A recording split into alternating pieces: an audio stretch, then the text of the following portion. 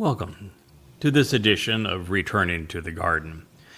The reason we are covering this material is we've discovered something extraordinary, something no human has considered in thousands of years. It's not only that the story of what happened in the Garden of Eden is prophetic and that it is instructive, but also that God, whose name is Yahowah, is inviting us back into the garden, and our readmittance is going to occur in less than 8 years from now. In our study of the garden, we learned a number of things that, as I have said, were previously unheralded. Foremost among them is that the fall of man was not created by man. It wasn't a sin that man or woman caused. It was God that in the fall caused the fall of man by his own admission. And we have diagnosed why that was the case. And this is essential because if you want to go back to the garden and avail yourselves of this opportunity, then you need to know what foreclosed on the chance that Adam and Chawah were given and yet failed. And what we have discovered is that Yahowah specifically created Adam as a unique man among many other animals and many other humans, and brought him into the garden with a nesalma, which is a form of conscience, different than consciousness. Consciousness is something all animals have. It's a soul. It enables a person to observe and then respond to their environment. It differentiates plants from animals.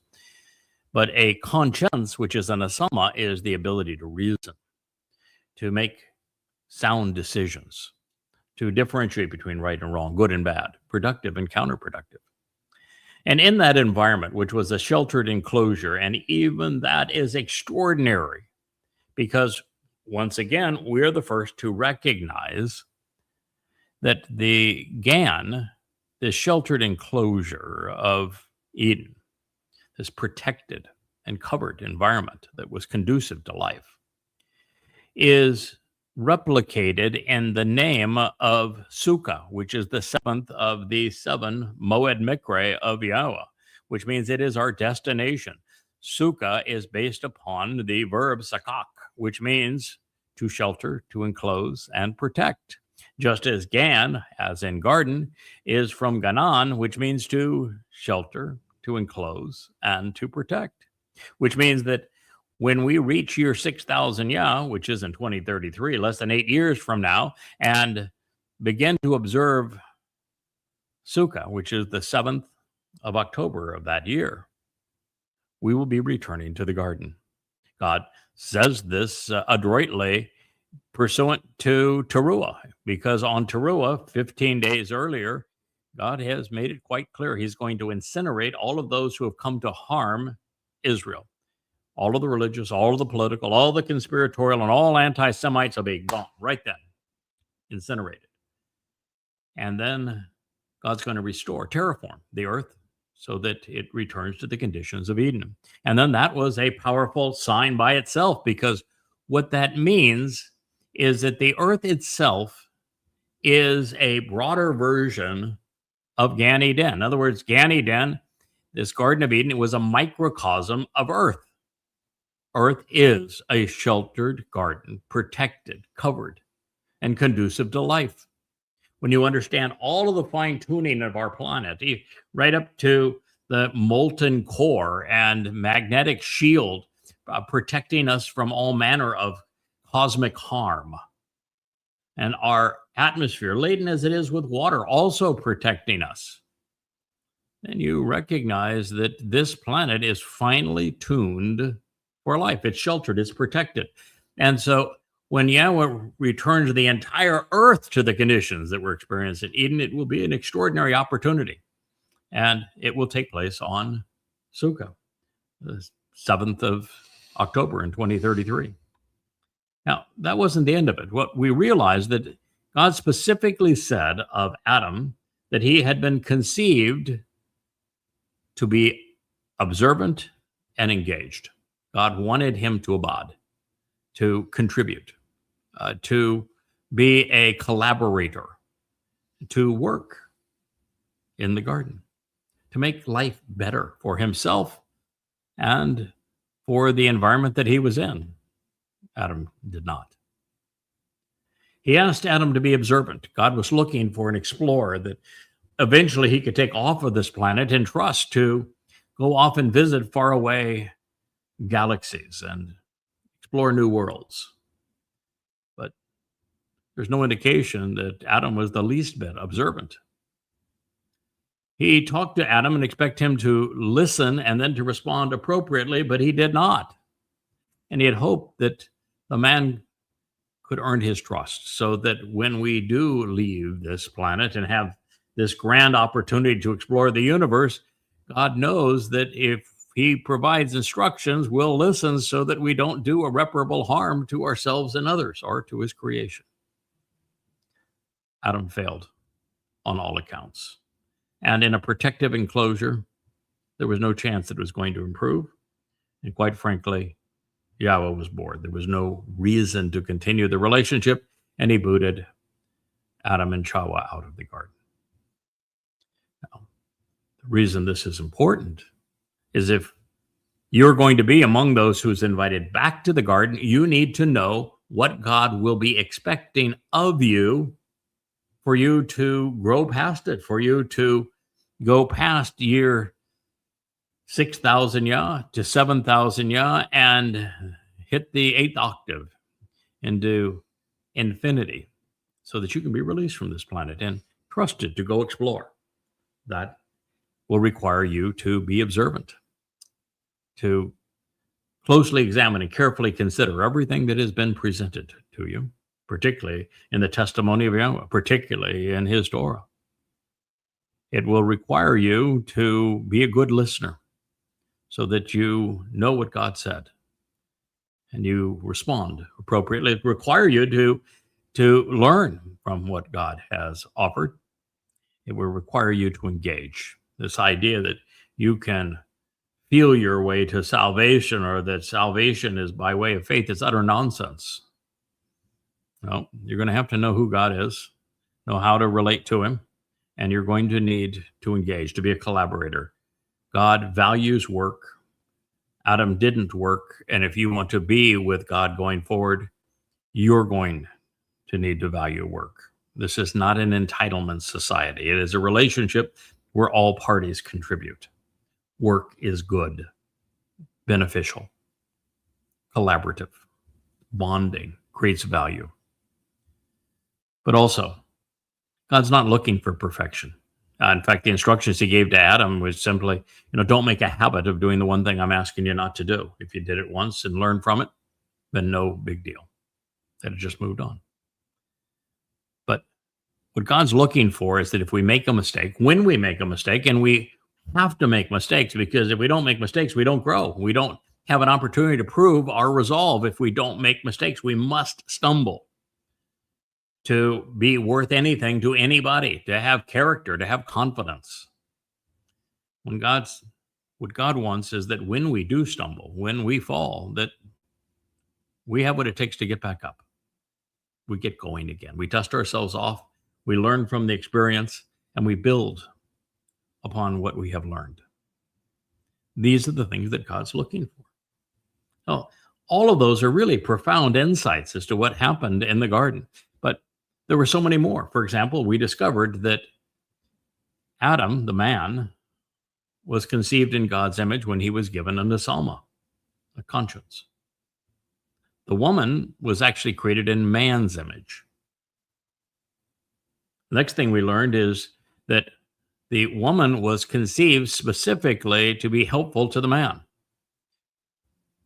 And this means that man was created to have a relationship with God. Woman was created to be helpful to the man, which means that they would collectively be able to have a relationship with God, but that's how the relationship would work. And if you're a little bit out of shape and say, I'm a woman, hear me roar, understand that God views work positively. He tells us routinely that for those who relate to him, who engage with him, he is their helper. Use the exact same word, it's there.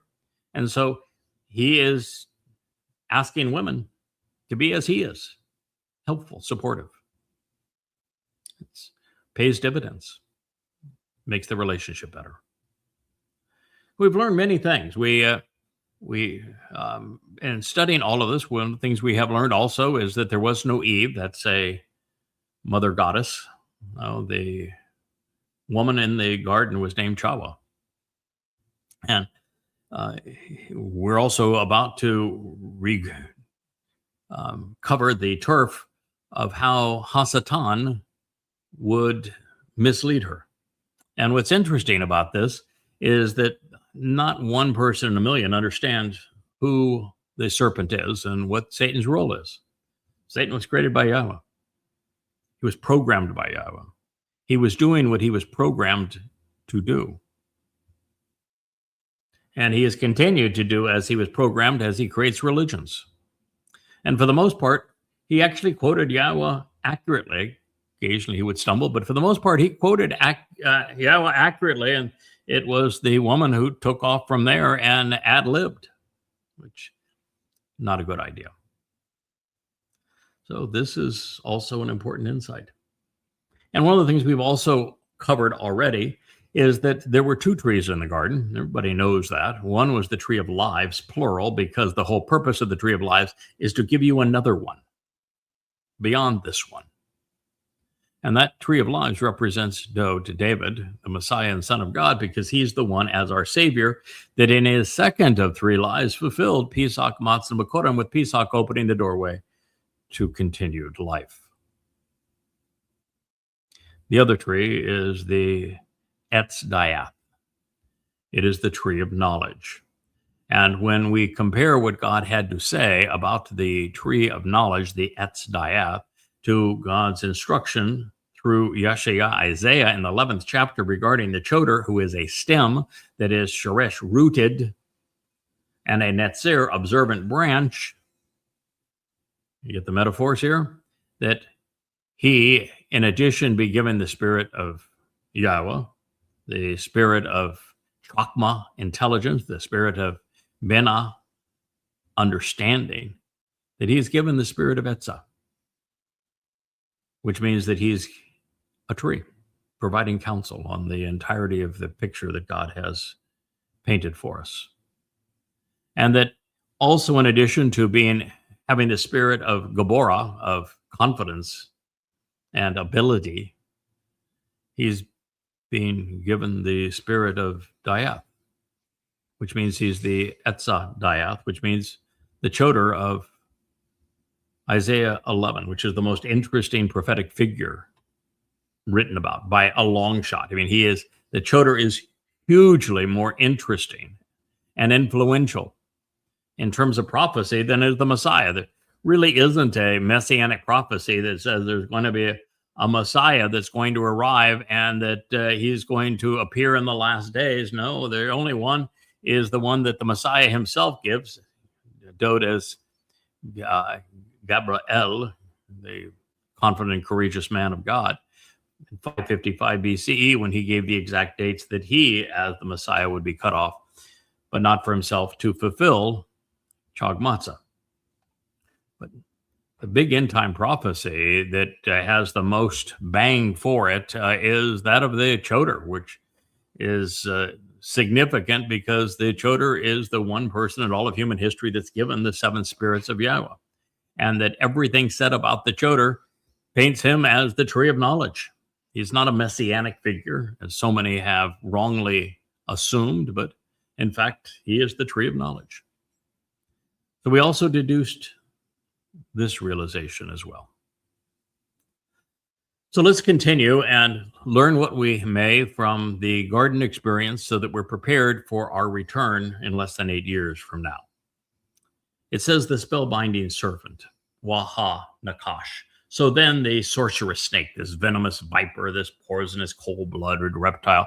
And I must tell you that when Hasatan, the adversary, came to meet Chawah at this moment, he was not new to her, and he was not actually a snake. God uses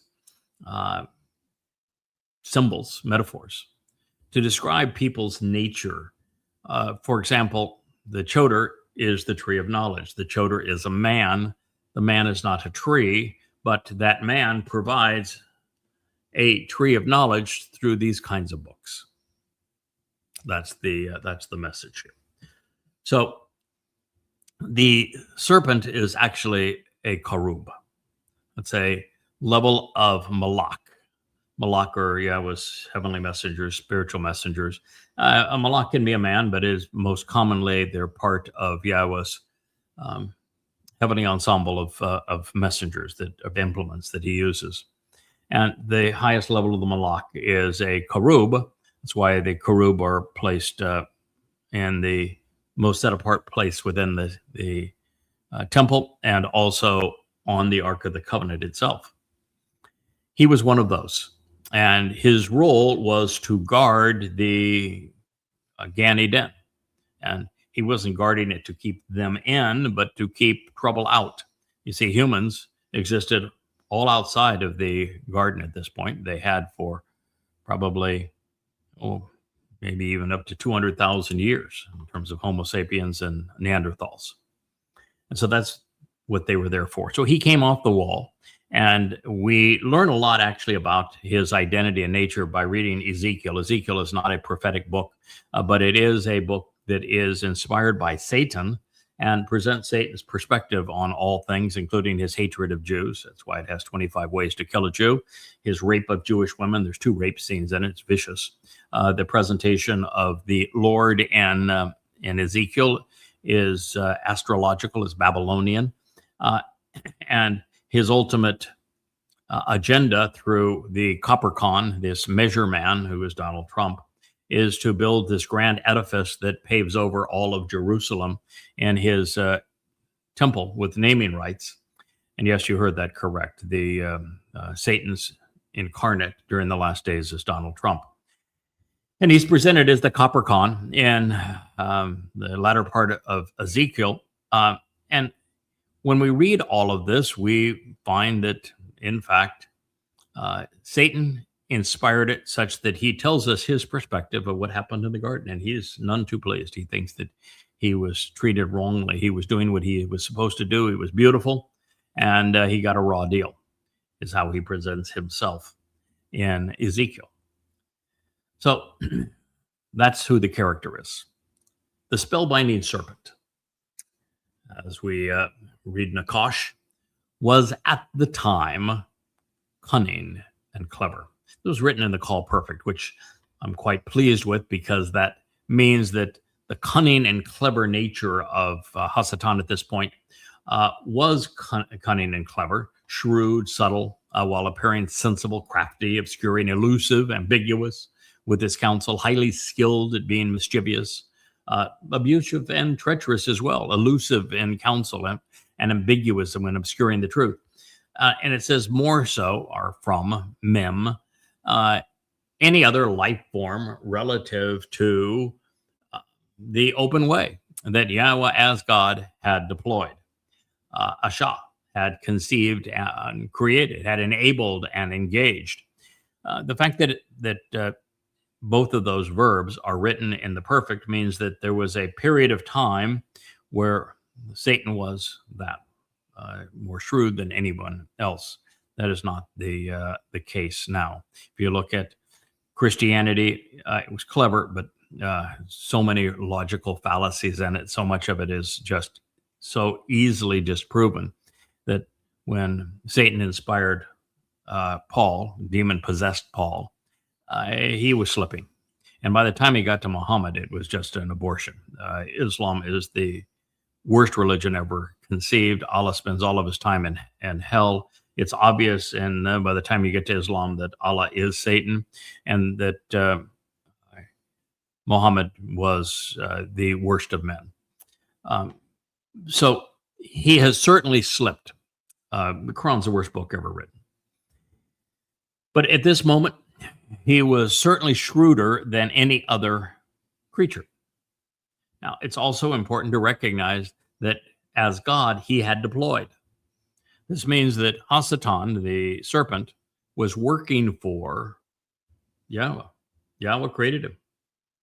Yahweh deployed him.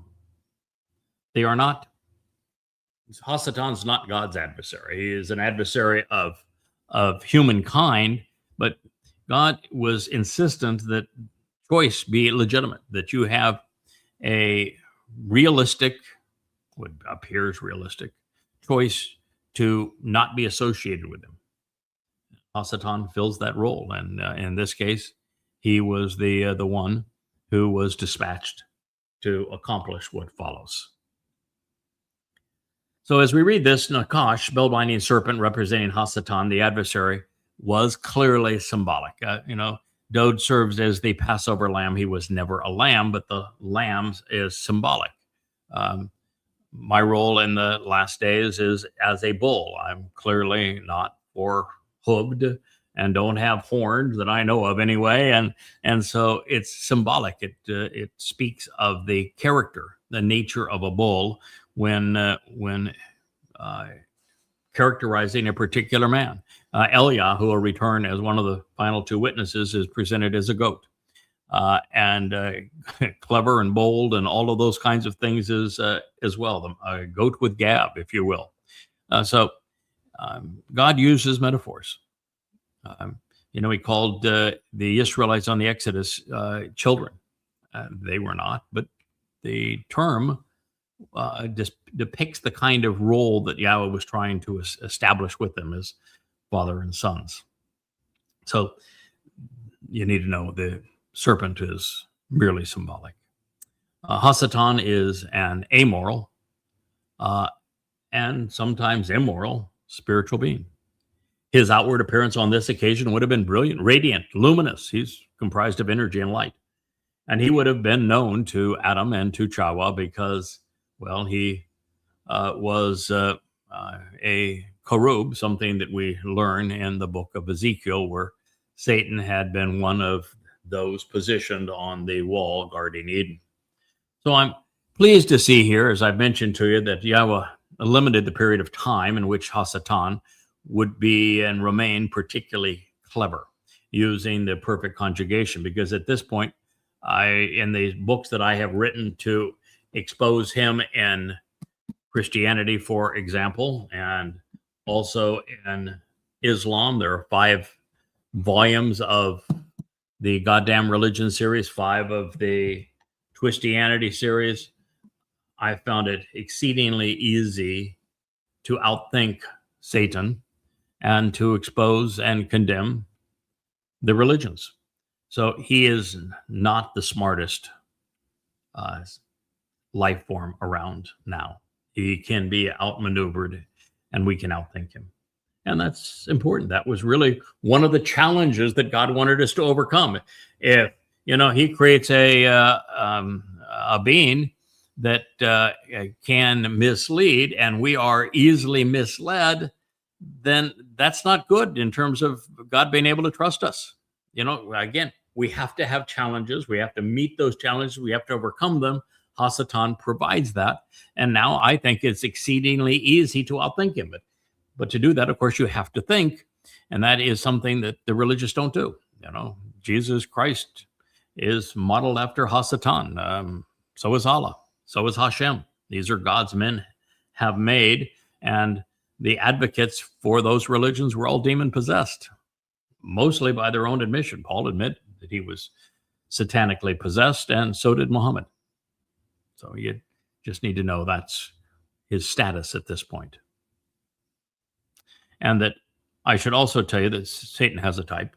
And when we read through the prophets, particularly what Gabriel, Dowd, said through Daniel, and what's in the 14th chapter of Yeshaya, Isaiah, as well as other places throughout the text, there is no question as to who the person that Christians view as the Antichrist, this would be the corporeal incarnation of Satan, is today.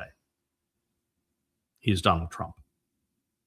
So if you look at the perversity of Muhammad and Paul, and now Donald Trump, I can tell you emphatically that Satan has a type.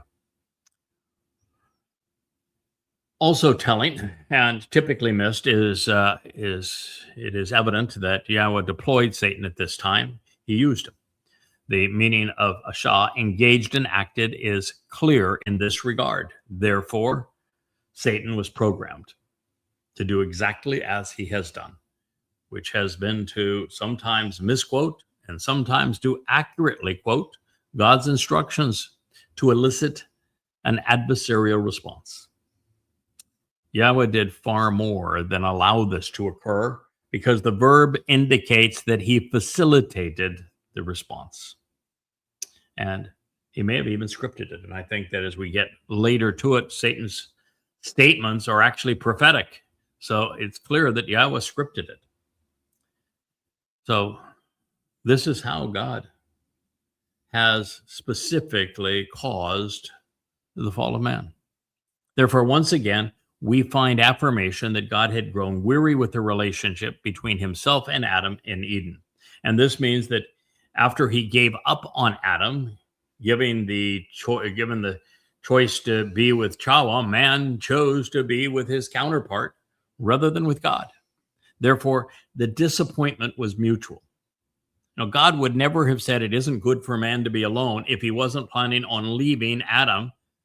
And so at that point, there was no Chawah. So he created Chawah just so that man would not be alone, because God was already pulling away from the relationship. Now, this being the case, the breach in this relationship would ultimately provide a fresh canvas to paint God's portrait. Ultimately, he wanted to portray what we were, where we failed here and where we can succeed 8 years from now. Now, given time, his Baresyth covenant, his Torah teaching, his Mikre, invitations to be called out and meet, coupled with some men and women more to his liking that God would choose and inspire, they would lead many back into a position where only two had been previously. This would afford the opportunity to be better educated, more experienced, and far more reliable and entertaining.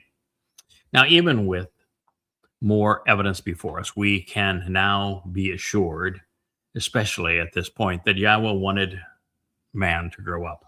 And the only way for that to occur was him to move out. I think there's a movie called Failure to Launch that was hilarious about how an adult man needs to leave home and be out on his own. It's why Yahweh said regarding Adam and Chawah right before this conversation that it's appropriate for a man to leave his father and mother and to be with his woman. We need to fly the coop, if you will, to get out of the nest for us to grow up and mature. So in this case, there was no substance to the man. And frankly, as we progress in the story, we find that Adam was a bit of a nitwit, a man without character or a backbone. When offered what he knew was wrong, he took it without a word of protest. So he certainly wasn't trustworthy. And given the opportunity to accept responsibility, he passed the buck. He blamed both the woman and God for his ineptitude. But that's getting ahead of the story. And fortunately now that the tree of knowledge has been restored and the series called YadaYahowah, you see these 35 books surrounding me. They're all free at YadaYah.com, YadaYah.com, that we have experienced a lot of good and bad and personal interactions over the past 6 millennia as humankind, and we're becoming more interesting. We're can be conversationalists. We can be enjoyable explorers. By first having become good listeners, we are gradually becoming good coworkers. So, per God's direction, Yahweh sent Satan, and he went after the woman, such that she would corrupt her man. Hasatan began with a very modest embellishment of God's testimony, establishing credibility by commingling much of what was true with a tiny little lie. It was the same formula he would use to advance religions like Christianity and Judaism. It's mother's milk of politics. It's how conspiratorial deceptions build and grow, with the lies simply growing bigger and bigger over time as more and more evidence is ignored. So this is how it reads.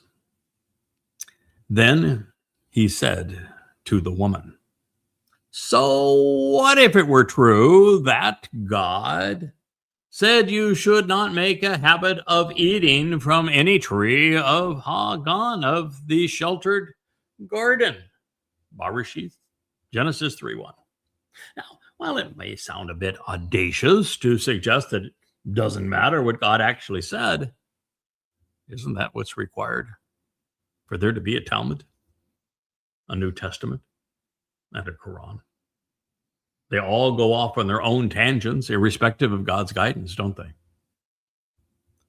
And if that were not bad enough, the religious, like Satan, have felt at liberty to alter God's instructions to fit their agenda. There's no Jesus or Christ in the Torah, prophets, and Psalms. Dowd is the Messiah, the Son of God. There are no crosses. There's no churches.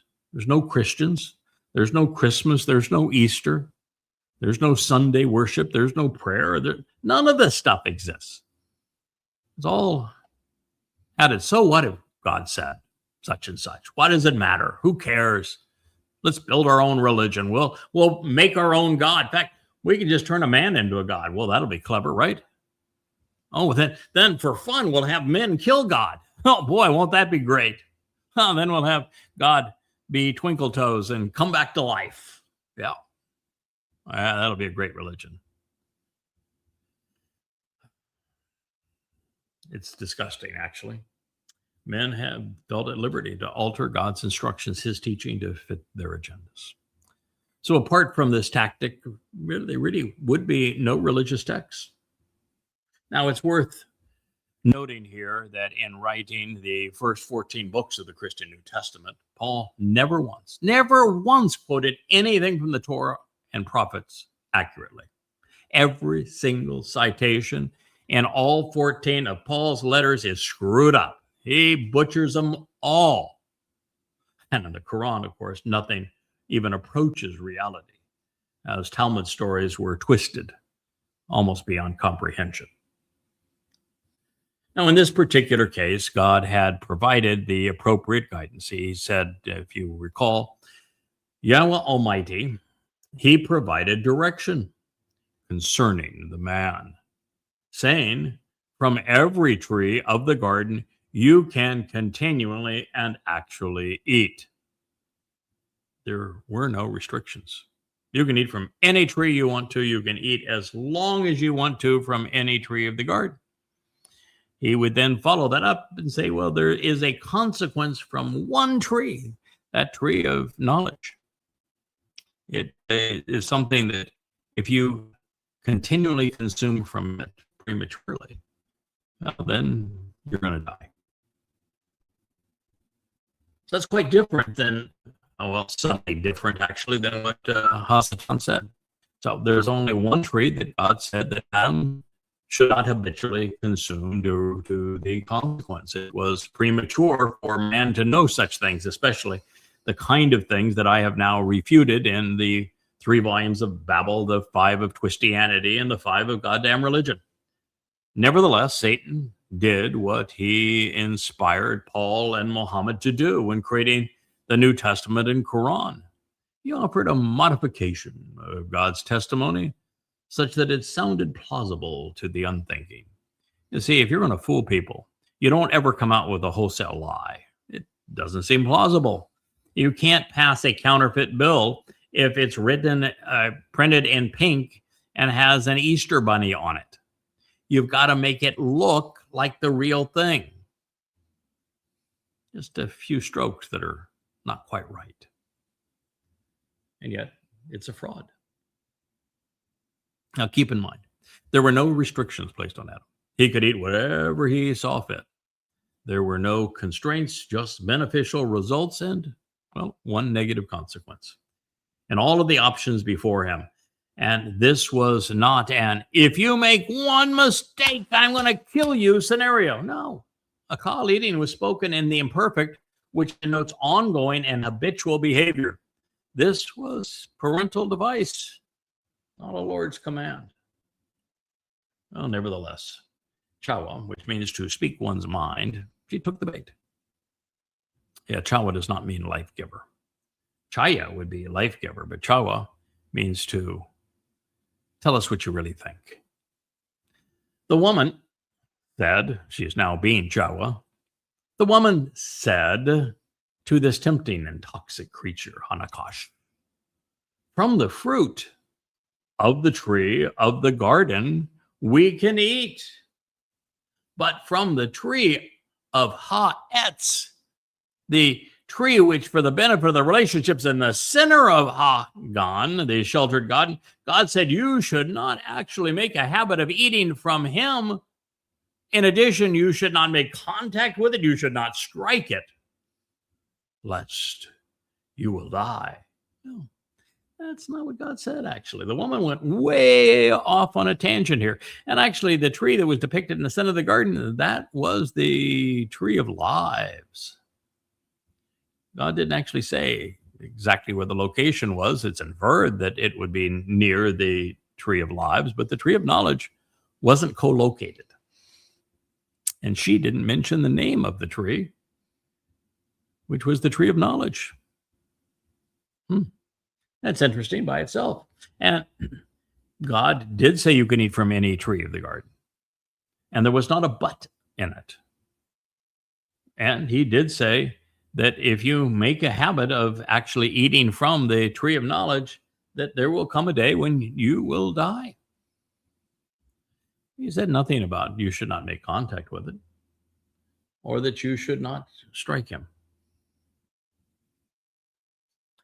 Now, I long suspected that there were many reasons that all of the fuss and focus has been on EtzDayath, the tree of knowledge, rather than the tree of lives, since they were in harmony with Yahweh's instructions prior to Chawah's decision to elevate her status in a manner consistent with, or inconsistent, I should say, with God's guidance. The tree of lives really was of no interest to them because they were already living without concern of dying.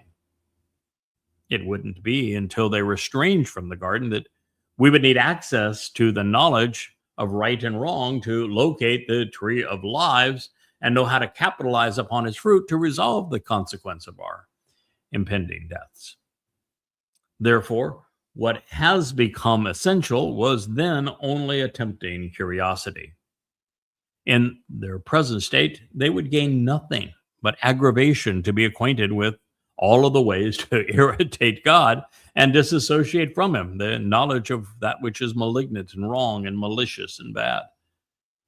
But a time would come when it would be essential to recognize that which was separating us from Yahweh so that we could identify the problem, so that we could understand what was wrong with religion and avoid it, so that we could actually return to God.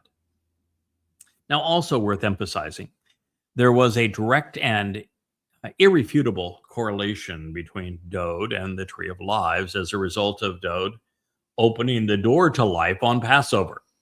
Similarly, Yada's YadaYahowah series, it has become the Tree of Knowledge, just as foretold through the Choder, directing a lost world back to Father and Son, to the Baresyth covenant and the Mikre invitations to meet with God. This is yet another affirmation of the roles of the greater and lesser luminaries that were presented during the creation account in the opening chapter of the Torah in Baresyth chapter 1, both serving as signs of the Mow'ed, the restoring witnesses to the eternal testimony. And in this case, Satan and Chawah wanted to preempt the process by prematurely possessing the power of that knowledge. Now, as noted previously, there is no indication that Chawah had ever engaged in a conversation with God or received any instruction from him. And yet, she is shown misrepresenting what the man had told her regarding Yahweh's guidance. This is the first indication of why Yahweh infused his second statement on avoiding the promotion of false gods and goddesses with Lo Chawah. Lo Chawah is in the midst of the second statement that God etched in stone, negating what Chawah was doing here. So Chawah was about to make her preference known, and her preferences were not good. And by the way, when Etz becomes Etzah in regard to the choder, the knowledge that the choder receives and conveys through his Dayath as Etzah is on the complete picture that God is portraying. Oh, it wouldn't be until such time as we knew that our experience in the garden would lead us back into the garden and tell us how to clean up our act so that we were interesting to God in our return to the garden, that the Etzah could grow beyond an Etz in his delivery of this information. So Etzah literally defines the totality of this picture, framing it, showing it all to you from the proper perspective, as we're doing now, as has never been done before. So they were premature by 6,000 years. Now, having observed Chawah, Satan knew that she wanted to be more than this man's helper. She wasn't lusting for the fruit of the tree of knowledge because she wanted to be a benefit to Adam. No, she had designs on being a goddess. So Hasatan said that she could do whatever she wanted without being subject to God's warning or the man's influence. She could be whatever she wanted to be. She could write herself into this story. So Nakash, the venomous serpent, he replied with ongoing implications to the woman. You all as mankind absolutely will not die. Lo Muth Muth. You representing humankind, the you here was written in the masculine plural, will not actually come to embody death. You all will not be killed. Call infinitive, where the negation of the graphic and genuine depiction of dying over time, and the call imperfect paragogic nung, second person masculine plural, depicts the ongoing implications of death. So Satan was clever here. Neither the man nor the woman would die on this day. No, he told the truth in that regard. Nor would all mankind die on any day. So what he said was actually true. And yet it was totally misleading, wasn't it? Clever. Out of understanding of the serpent's ploy is advanced, our understanding of it is advanced by the realization that by using the imperfect conjugation, this declaration would play out over time and was not therefore limited to any one day, much less this day. Hanakash was addressing the woman, and yet he phrased Muth, death, such that it was addressing mankind because it was conveyed in the second person masculine plural, as in humankind. Therefore, in this, the second of three statements from the adversary, he deployed a strategy that he would use to make religions believable. He negated what God said by offering a credible alternative, effectively countering God's instructions by making such a tiny, minor, itsy-bitsy alteration. Like Paul. There was a Messiah in 33 CE. There was a Son of God in 33 CE. He fulfilled Passover by crucifixion. He was king of Israel. He would return again as king. He didn't actually die. His body did, but his soul went off to Sheol. It's just that Messiah was David. A wee little change. Now, in like fashion, Paul, having been demon-possessed, made Jesus appear believable. Because there was a God who inspired his prophets to speak of his Son, his chosen one, and the Messiah, who would fulfill Passover by being crucified in 33 CE and then return as king. And while Satan and Paul knew that Yahweh was addressing Dowd, the counterfeit was sufficiently clever to fool billions of unsuspecting souls. Now, as for believing that they will never die, this mantra proclaimed by Hasatan here is proclaimed also by the religious. Oh, we're not going to die. So-and-so is up in heaven smiling down on us. No, they're not. They're dead. They believe and overtly protest that they can do whatever they want and they're without consequence. Don't you dare tell us what's going to happen to us. Like I warned many of those who have gone off and gone astray, that their perversions of Yahweh's name and testimony, while many of these try to play off of my name, they will hashtag my name and then insult me, will result ultimately in their demise. And they scream, no one has the right to tell us that we're going to die. And yet, according to Yahweh, estrangement and death happens to be the most favorable option that is left to them. No matter how jaundiced the agenda, no matter how self-aggrandizing or embittered the motives, cultists and the religious, they believe their lies. I'm confident that Trump actually believes some of what he says. He's a confabulator.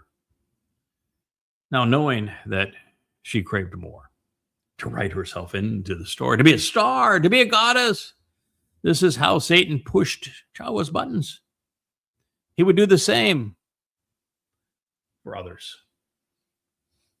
Because surely, by contrast, God, he is fully cognizant and totally familiar with Yada, knowing that instead, truthfully, during the day of a call of active consumption by you as mankind from it, and as a result of him, then your eyes and perceptions, especially the vision of men, they will be opened and perceive such that they will be able to comprehend and then decide.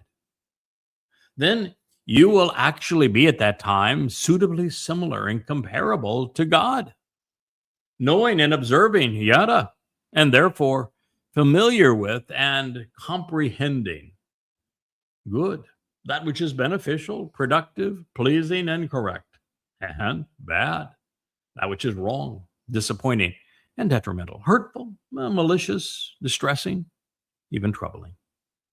Baresyth, Genesis 3:5. That was all it took. And she bet. In her mind, she would be like God.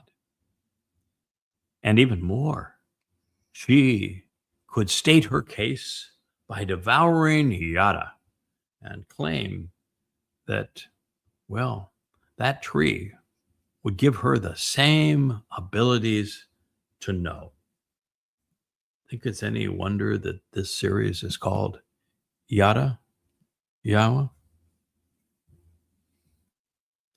She would Chawah. She would determine and declare, openly revealing what she believed was beneficial and pleasing. And she would decide what was preposterous and distressing as well. And she would Chawah, promote her position for all to hear, or so she believed. Therefore, lo Chawah, with the name negated as a verb, means don't pretend that you speak for God, or that you're at liberty to reinterpret his instructions. Lo Chawah as a verb, the basis of the name foretells that there were no mother gods to claim as their own, and that those who pretend to speak for them will be judged and condemned. Lo Chawah plainly states, do not pretend to Yada to know, or to speak over Yada, and do not contravene or convolute what Yada represents either. Not as the Chodar, not as the tree of knowledge. And no matter how cunning you may think you are, and how captivating you may be, even confusing, these things are a far cry from Chawah, genuine intelligence and wisdom. and they have been supplied to the Choder by the Ruach of Yahweh. You can't compete with that. Don't try. Benefit from it. He's not selling you his fruit. He offered it freely. Lo Chawah is a warning not to preempt Yada or YadaYahowah as the EtzDayath, this tree of knowledge. They represent the last and best hope to recognize what Dowd represents as the tree of lives and to capitalize on all that he achieved by fulfilling Pesach and Matzah. Now, as an interesting insight in Hebrew grammar, there are actually 4 conjugations. The perfect and imperfect we know quite well. They address time-constrained and ongoing action, while the participle and the infinitive, well, they convey the same attributes relative to time, but they also create a hybrid between a verb and a noun. Therefore, in this case, with the participle, yada becomes to know yada, with the verb conveying an actionable and descriptive title. The implications are significant because the adversary's strategy then and now is to babble, to commingle truth and lies, to confuse and to confound, beginning with statements which are mostly accurate. This is the most effective way to mislead, and explains why religions have become so popular, because this is their foundation. So in this case, Yada, in fact, does know Yada. He has been fully aware that there will come a time when many will become familiar with Yada as well, and they will devour the fruit he is offering. These 35 books that you see around me, all under the YadaYahowah series, and now hundreds upon hundreds of Yahweh logs. So in this case, not only was Yada, know, described as an actionable noun, so was a call to consume. These acknowledgments address our time, this very moment, when the EtzDayath is revealing the identity of the EtzChaym, with Yada acknowledging Dowd, the lesser luminary reflecting the greater luminary's light, being the light of life. And that is also that all mankind does not actually die. So at long last, the eyes of man are being opened such that some people are finally becoming perceptive.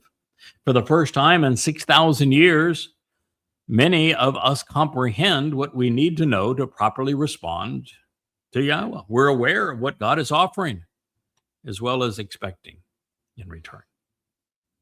Now, this is what is causing the select few to be more like God, particularly at this time, which is exactly what God wants. He wants us to become more like him.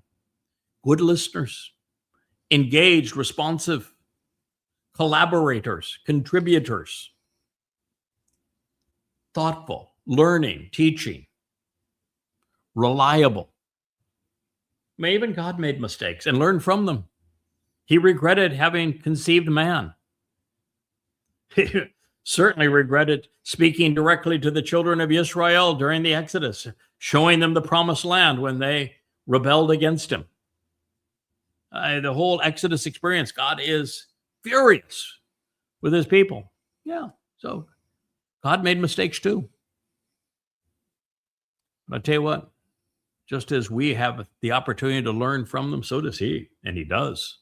And it is by learning from our mistakes that we not only develop resolve and character and prove that we are reliable and dependable, but it's those mistakes which make us interesting.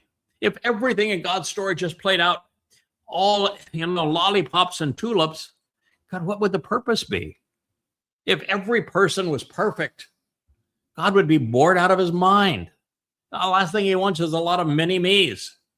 He wants us to be like him in the sense of having the similar attributes, loving the same things, passions for similar goals, listening, exploring, learning, observing, working together, getting up when we stumble, proving our worth. And so this is really something that is heretofore not been understood. So this is what is causing a few select individuals to be as God intended. It is Yada knowledge which makes this possible. A familiarization, a Yada, that is just now being Yada recognized. It is the fruit of the tree of knowledge. Packed within the volumes of YadaYahowah is a nourishing harvest of information and insights about Yahweh, his Torah, and his prophets. And we are now aware that his Torah guidance leads us to the Baresyth covenant through the Mow'ed, restoring witnesses to the eternal testimony. In this way, the Katan Ma'or reflects the brilliance of the Gadol Meor as an oath, a sign for the Mow'ed, these 7 annual meetings with Yahweh, with the EtzDayath, familiarizing the world about the brilliance of the EtzChaym, Dowd, our Savior. And while that is obviously told, really good news, productive and beneficial, now with the publication of the Babel, Twistianity, and Goddamn Religion volumes, for the first time in a long time, humanity has the wherewithal to know what is deceitful, destructive, deadly, demonic, and diabolical. The religions of Judaism, Christianity, and Islam have been objectively exposed and condemned, excoriated logically, using evidence and reason. The path home has been cleared of those obstacles that have tripped so many for so long, that have obscured the path. Now, these 13 volumes within the YadaYahowah library are an expose on Ra, that which is caustic to mankind, wrong, disappointing, and detrimental, malicious, and troubling. Nothing comparable to those 13 volumes has ever been written. And they're freely available right now when they're needed most. Now, as we evaluate this discussion, it is apparent that Yahweh scripted it, which is his prerogative, of course, since Malach are spiritual messengers, and he created and programmed Hasatan for this purpose. And now it is obvious that God wanted Adam and Chawah out of the garden. Scripting the narration like this was not only the best way to achieve that result, by doing so, Yahweh could infuse the narrative with prophecy, which is precisely what he has done, making it brilliant.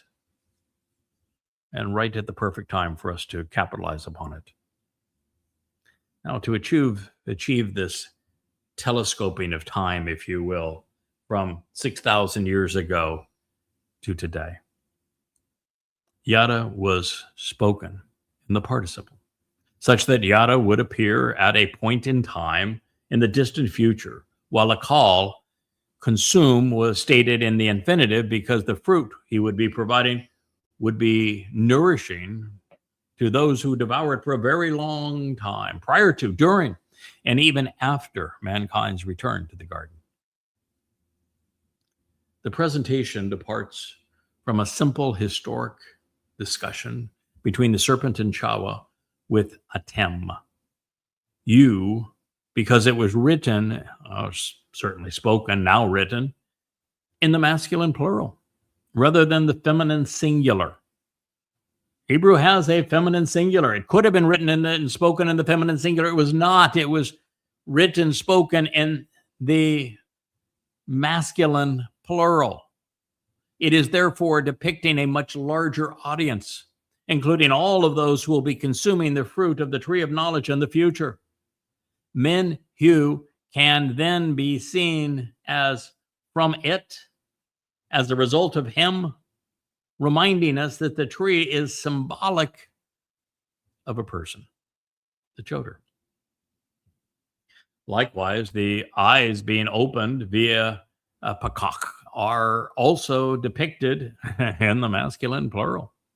Therefore, rather than Chawah's perceptions being enhanced as a result of the perfect conjugation, we discover that it's mankind who will one day come to understand.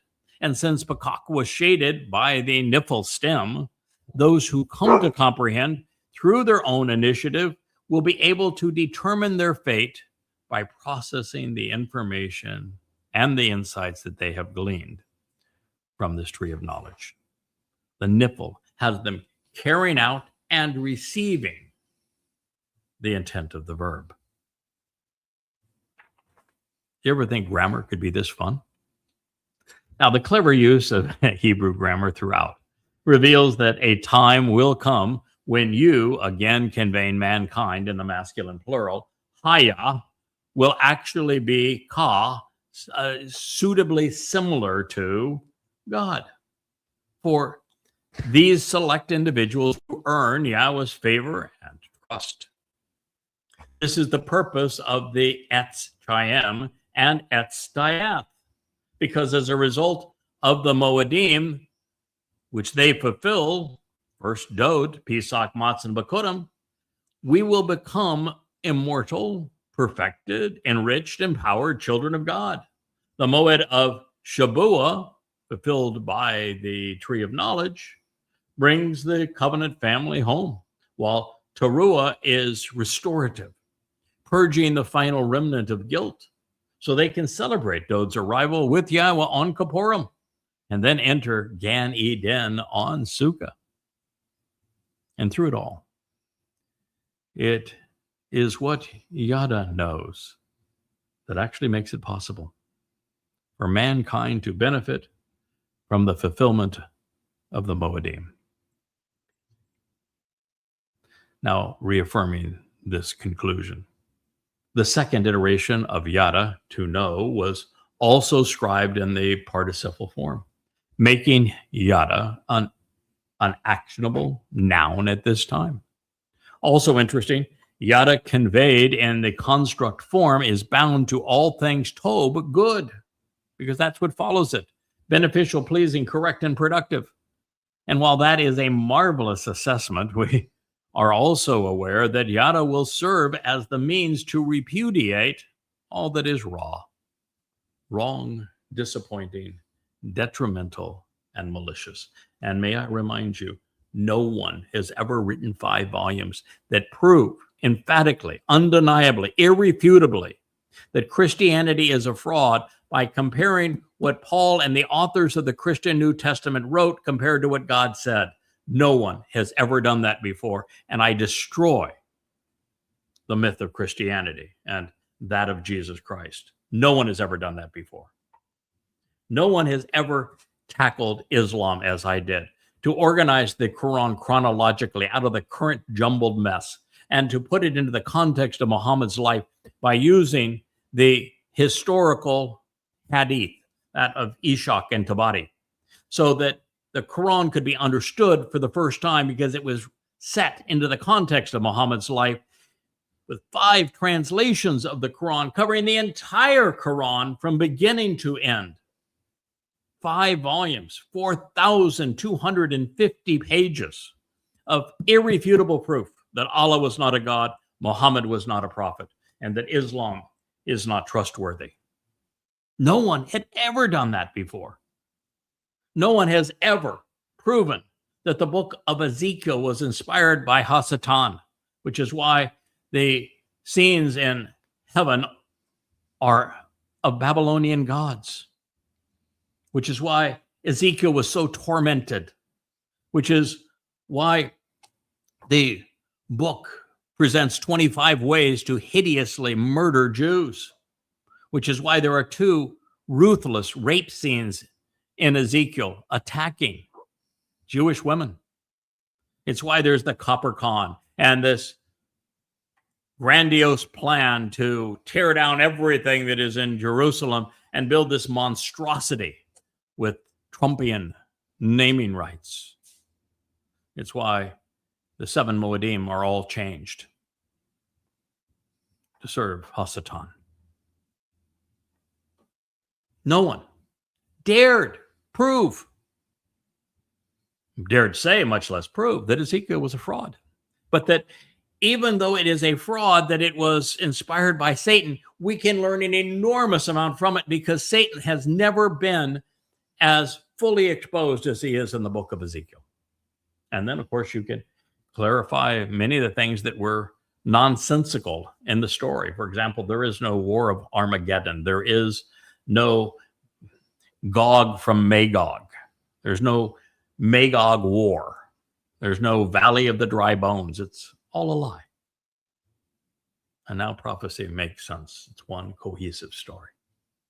But it also refutes the book of Revelation, because while Revelation is mostly a paraphrase of prior prophets, it quotes Ezekiel, that was a false prophet, 37 times, indicting itself as untrue. No one's ever done any of this before. So it's not only the story of good with, in this case, 35 volumes, 25 of which translate Yahweh's testimony from the oldest extant witnesses, the Dead Sea Scrolls, scrub it of the diacritical markings of the Masoretes, so that you could know exactly what God said in an amplified form with tens of thousands of unheralded insights. Oh, we have good beyond what anyone has ever perceived previously. And we have the bad. It is the tree of the knowledge of good and evil, right for our time.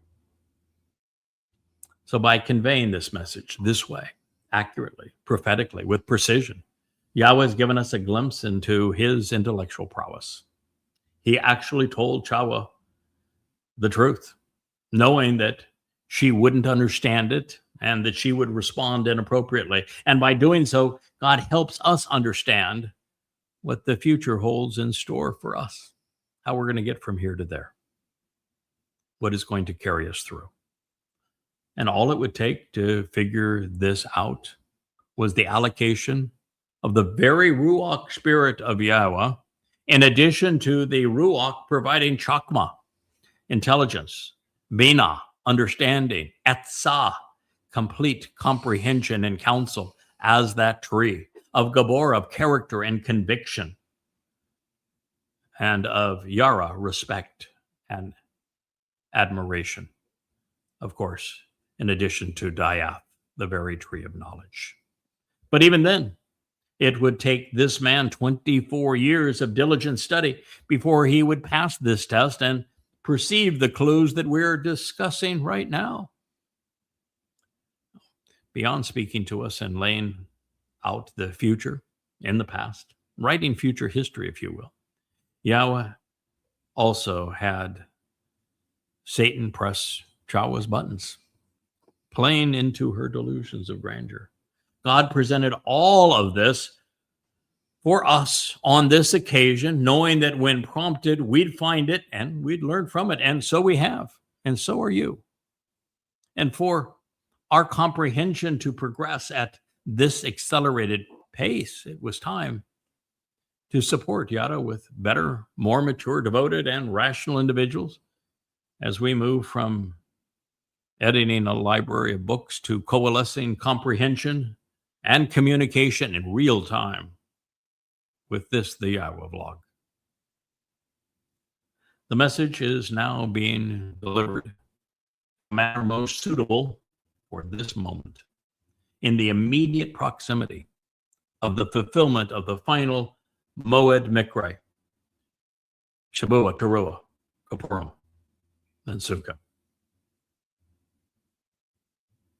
So unable to process what she had been told, Chawah gave a curious glance towards the tree of knowledge, just peeking at something she coveted. And with no actual enticement, she jumped at the chance to take what did not belong to her. Then the woman looked, and she saw that indeed the tree, was beautiful and pleasing as a source of food to consume, and that indeed it was visually appealing and desirable, even eliciting cravings. So she coveted the tree, to impart insights and inspire success and to convey understanding. Oh, she would be wise, huh? Therefore, she grasped hold and she seized from the fruit, and she ate. And she also gave it to her man. Ish, not Adam this time. He was in a relationship with her. And then he ate, he imbibed and consumed on an ongoing basis, called imperfect. Baresyth 3:6. It was as if learned nothing. He showed absolutely no appreciation for what Yahweh had shared with him. He had more to eat than could be imagined. And yet, without hesitation or a second thought, he took the one thing God had advised him against. As a companion, as a friend, even as a son, he was useless. He had the intelligence of a fish swimming in the bowl and the depth of character to match. And quite frankly, Chawah didn't actually entice him. She simply handed him something off the tree of knowledge, and he devoured it as if he had never known God. He demonstrated emphatically that he could not be trusted. By ascribing the imperfect conjugation to ra'ah, she perceived, we know that the woman craving, her craving actually commenced in advance of this meeting. It had been ongoing. And clearly, she coveted the EtzDayath, this tree of knowledge. It reads, so their eyes were able to see. Then they, and it reads here, as men, they recognized, as a result, their nakedness and their exposure as they became clever and shrewd. Yoma, their craftiness and cleverness had bared all, such that they were subtle and elusive, without, however, adequate protection. The protection of the garden was no longer theirs. Then they lay hold of an ascending shoot or a twig, an elah, a rising stem, an uplifted sucker, singular. It's from Allah, to rise. A fig, for a more opportune occasion of, well, it's ina, of copulation, and from anah, to meet. Then they were prepared, acting, engaging, and doing for themselves, well, a chagara, a belt, a sash. It's from chag. They were celebrating. They were having a party. Yeah, when you get really to the root of these words, they don't actually say what we've been led to believe. They had obviously exposed themselves. Isn't that the truth? And they had shown that they were millennia away from acquiring the knowledge needed to return to God. Clearly, they were nowhere near what Yada would eventually become. I've devoted 24 years to this already, 100,000 hours. 10, 12, 14 hours a day, 6, 7 days a week for a score and 4 years. That is what it's taken to develop the knowledge that I presently possess and that I'm sharing with you. They were nowhere near that with a few bites. Plus, Yada, who is spoken of here in this text, he's the choder. He's the stem off the tree of knowledge. But the best that these two could do by comparison was some grass, some sticks. And even that may be too favorable an interpretation as we actually analyze these words. Now, while I recognize that tafar is typically rendered, they sewed it together. They had neither thread nor needles, so that didn't happen. They had shown no previous ingenuity, and neither stems nor twigs can be stitched. Used only this once in an inspired text. It also appears in Job and Ecclesiastes as well as Ezekiel, but neither of those were inspired by God. Tafar is related to tapash, which is quite common, and it means to take hold of and to handle. To take hold of and to handle. So what were they grasping and handling, you might ask. Well, as for Allah, since it is scribed identically to Allah, to rise, it is likely addressing an ascending shoot, an elevated sucker, or a rising stem. That would make this either a joke or an indication that they were more carnal than they were cerebral at this moment. You can choose.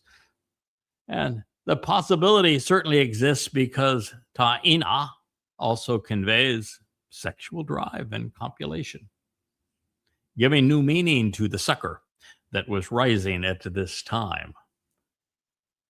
It is from ana, which is to greet, to meet, and to capitalize on an opportune moment. So once again, you can make of this whatever you will. I'm just the messenger. I'm delivering what the words say. I'm suggesting that God had a sense of humor at this moment. And I rather like his style. But if we were able to be literal with this phrasing, it actually reads, then they lay hold of the rising sucker and copulated at the opportunity, celebrating.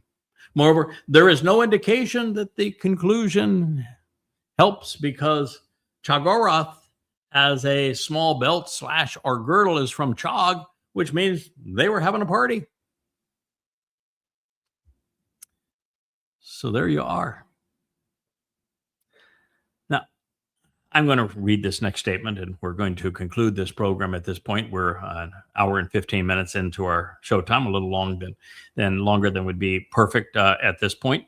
But it's going to be a big springboard into what happens, because now we're going to go into the penalty phase. It reads, then with ongoing implications over time, they actually heard that which pertains to the cold voice of Yahweh Almighty, as he independently and now on his own initiative, unaffected by any other influences, was traveling about, pursuant to Hagan, the enclosed and sheltered garden, concerning the Ruach, spirit of the day. Therefore the man, Adam, and his woman withdrew as he moved away by himself, no longer assisted, influenced, or helped by anyone from the presence of Yahweh, Almighty God, in the midst of Hagan, the sheltered gardens EtzChaym. Baresyth 3:8. I'll just summarize some of these indications as a teaser for you. It began by saying that based upon what had transpired, there would be ongoing implications over time. 6,000 years of implications, plus the 1,000 years now in our return to the garden, plus the 8th octave as we go off and explore the universe. And it says they actually heard. Shema means to hear, to listen, to that which pertains to the voice of Yahweh. It's not the sound of Yahweh. It's not the noise of Yahweh. Yahweh doesn't have little feet that he was walking in the garden. All of God will not fit on our planet, much less in a garden, much less in a human body. God was providing his voice on this occasion. They heard what pertains to the voice, the cold voice of Yahweh Almighty. And at this point, Yahweh was independent of them. So he was on his own initiative. He was unaffected by any other influences as he was traveling about. Relationship was over. And of course, it was also over pursuant to the microcosm of Hagan, the enclosed and sheltered garden. It would be no more. It would literally disappear. And it would stay gone until that microcosm is fleshed out and the entire earth is terraformed back into the sheltered garden condition. And all of this was concerning the Ruach, spirit of the day. Why? Well, because there would be a cold voice of God infused with the Ruach spirit of this day. Therefore, the man, Adam, and his woman withdrew.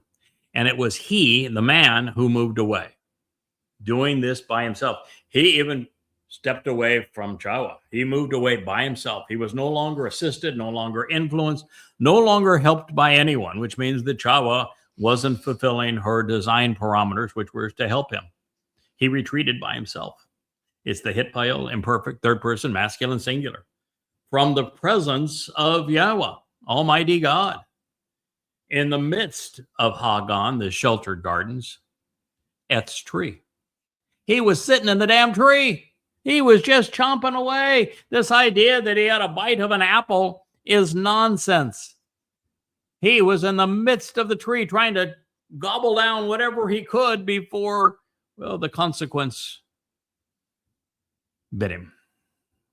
And so you have some insights here that are very different than what you may have previously perceived.